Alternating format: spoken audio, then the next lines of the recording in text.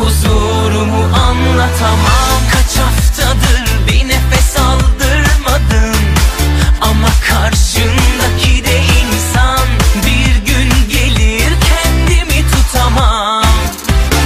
Rahatsız ediyorsun evden, cepten, internetten. Bahanen bile hep eften püften. Sebat ediyorum örf adetten. Şiştim şiştim bak gerçekten. Bir öpeceğim olacak, tam olacak. Bir öpeceğim ama bir yeni bir şey olacak. Bir öpeceğim olacak, tam olacak, tam olacak. Aklın çıkacak. Bir öpeceğim olacak, tam olacak. Bir öpeceğim ama bir yeni bir şey olacak. Bir öpeceğim olacak, tam olacak, tam olacak. Aklın çıkacak, aklın çıkacak.